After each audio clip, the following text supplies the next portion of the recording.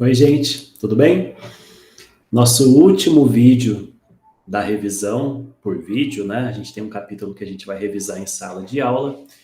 É o capítulo 22, que na verdade é uma revisão de uma coisa que já é uma revisão. Foi um assunto que a gente trabalhou no primeiro bimestre e aqui agora foi retomado, né? A parte de criação literária e tudo mais.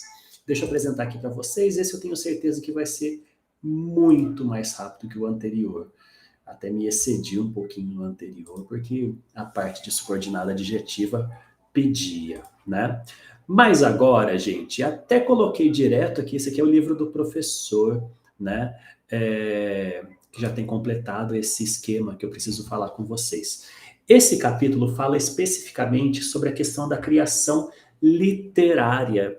Por que tem textos que a gente chama de literários e tem textos que a gente considera que não são literários, né? Numa primeira ideia, a gente diz que o texto literário ele é uma ficção, enquanto o texto não literário não é uma ficção. Mas o que vem a ser uma ficção? É contar uma história que pode ser que não seja real. Mas assim, como que a gente cria uma história que não é real? Ela precisa se basear, ela precisa ter um apoio na realidade, né? E esse capítulo número 22, ele vem trazer justamente isso, essa questão da proximidade ou do afastamento da criação literária com realidade. Então, é literatura lado a lado com realidade. E a gente tem algumas possibilidades da literatura estar bem próxima da realidade e da literatura estar bem distante da realidade. E o ponto intermediário, que ela não está nem tanto na realidade, na uh, nem tanto na ficção, nem tanto nessa criação, na imaginação. Beleza?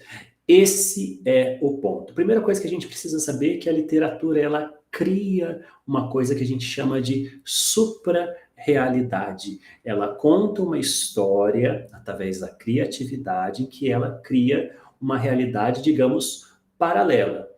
Essa realidade paralela da literatura, por vezes, vai se aproximar muito da realidade que a gente vive no dia a dia, das coisas que a gente consegue ver, com que a gente consegue sentir.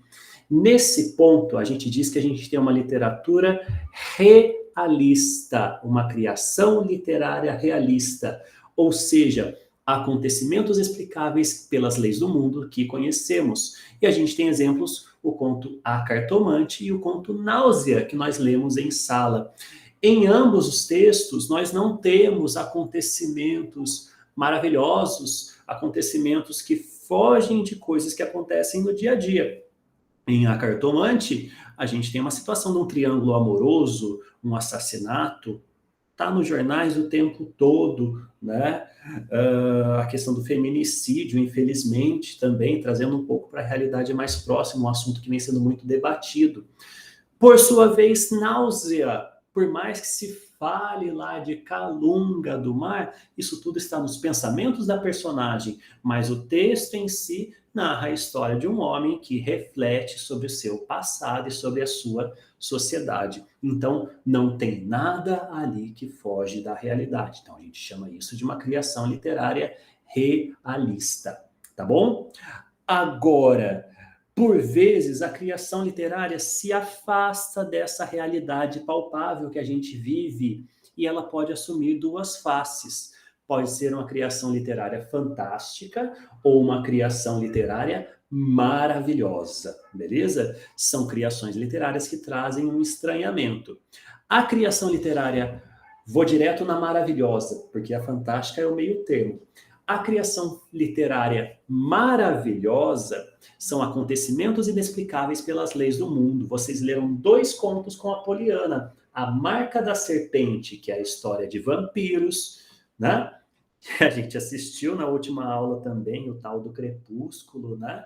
Vampiros não existe, gente, então não tem como falar que isso é real. E possuída pelas trevas, que é a história da bruxa, da menina que tem um problema lá com o namorado dela e tudo mais, e vai buscar ajuda das bruxas.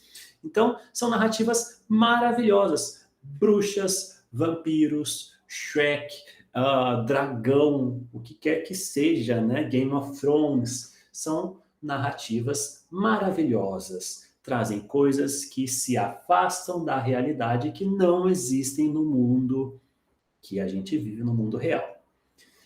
Por sua vez, existem também narrativas que estão no meio termo, que essa questão da estranheza é muito mais trabalhada como sendo uma dúvida. A gente não sabe se o que está acontecendo com a personagem é real ou se é maravilhoso. A gente não consegue ter certeza. Acontecimentos ambíguos e estranhos que provocam nossa dúvida. E o exemplo que a gente tem é o conto Nunca é Tarde, Sempre é Tarde. Lembram-se lá da secretária que ficava acordando toda hora de um sonho dentro de outro sonho, sempre preocupada com o horário do trabalho, né? Essa coisa de estar acordando sempre no mesmo sonho, a gente fica em dúvida, será que isso está realmente acontecendo? Ou será que isso não está simplesmente no psicológico da personagem? Percebem? Então, as narrativas fantásticas trazem essa dúvida se é real ou se é imaginário e estão muito vinculadas aos pensamentos das personagens, ao sonho, ao delírio, à imaginação. Não é uma coisa totalmente palpável, real, né? A traição lá do triângulo amoroso em A Cartomante, não é uma coisa maravilhosa, bruxas, fantasmas, vampiros, Edward Cullen, o Carlyle Cullen, e tá no meio termo, né? Você não sabe realmente o que é que acontece ali. Dúvida, incerteza, pensamento e sentimento. Narrativa fantástica. Resumidamente, o que vocês precisam para esse capítulo é saber diferenciar uma narrativa realista de uma narrativa maravilhosa e uma narrativa fantástica. Talvez um exercício traga um textinho para vocês e pergunte que tipo de narrativa que é realista, fantástica ou maravilhosa. Com isso, vocês já vão saber de cara, e eu acho que é a parte mais fácil da prova de vocês. Muito bem, é só isso, não tem mais nada o que falar. Muito bom, meus queridos.